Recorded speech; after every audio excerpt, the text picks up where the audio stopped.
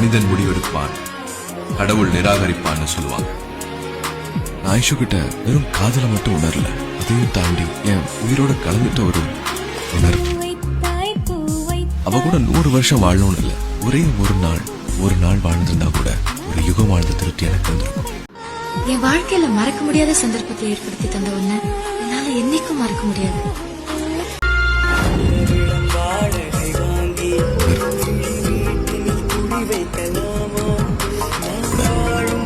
ஒரு யுகம் வாழ்ந்தது